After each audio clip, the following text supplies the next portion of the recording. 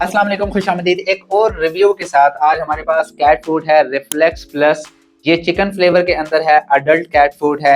अगर हम इसके इंग्रेडिएंट्स की तरफ जाते हैं तो बहुत सारे इंग्रेडिएंट्स इस्तेमाल हुए हैं, ये आपको पिक्चर में नजर आ रहे हैं। अगर हम इसकी न्यूट्रिशनल वैल्यू की तरफ जाते हैं तो इसके अंदर जो प्रोटीन है वो 33% है। इसके अलावा जो फैट है वो 14 है, एच 7% है और फाइबर 2% है। ये एक अडल्ट कैट को मेंटेन करने के लिए बहुत अच्छी न्यूट्रिशनल वैल्यू है। अगर इसके किबल साइज की तरफ जाते हैं तो इसका जो किबल है वो थोड़ा सा मुझे बड़ा लगता है, और लेकिन अडल्ट जो कैट है वो आसानी इसको च्यू कर सकती हैं। इसकी च्यूइंग भी अच्छी है, इसका जो किबल है वो इतना सख्त नहीं है। इस कैट फूड की वजह से मैंने डेंटल इश्यूज भी काफी कम देखे हैं, लेकिन जो डेंटल इश्यूज हैं वो हर किसी कैट को किसी भी ड्राई फूड से हो सकते हैं।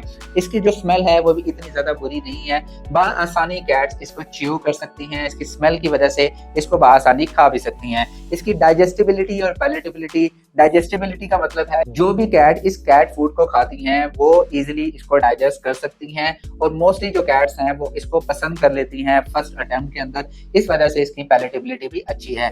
इसकी जो पैकिंग है वो इस टाइम 1.5 केजी और 15 केजी में ये पाकिस्तान में अवेलेबल है। अगर हम फीडिंग इंस्ट्रक्शंस की तरफ जाते हैं, जो चार्ट आपको नजर आ रहा है, इस वेट के अकॉर्डिंग आप अपने पेट को इस्तेमाल कर सकते हैं। अगर इसकी प्राइस रेंज की तरफ जाते हैं तो 1700 से 2500 रुपए पर किलो के हिसाब से ये मार्केट में अवेलेबल है।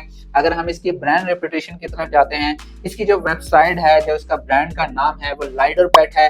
आप liderpet.tr अगर आप गूगल करते हैं तो आसानी इनकी वेबसाइट आ जाती है। बेसिकली एक तुर्किश ब्रांड है। इसकी अवेलेबिलिटी मार्केट में कैसी है? अवेलेबिलिटी का भाई बहुत सारा मसला होता है, वो इसलिए इतना ज्यादा ये फूड इस्तेमाल होता है कि भाई आते ही ये सेल हो जाता है। इनकी टीम तो बहुत अच्छी है, लेकिन पाकिस्तान में जो इंपोर्ट के इश्यूज की वजह से शायद वो इंपोर्ट को मेंटेन नहीं कर सकते। इन्वेस्टमेंट का इशू भी हो सकता है और बहुत सारे प्रॉब्लम्स हो सकते हैं, लेकिन जैसे ही मार्केट में आता है तो इसके ना होने की उम्मीद कुछ टाइम के बाद बढ़ जाती है। अगर हम इसके यूजर फीडबैक की तरफ जाए तो एक्सीलेंट यूजर फीडबैक है।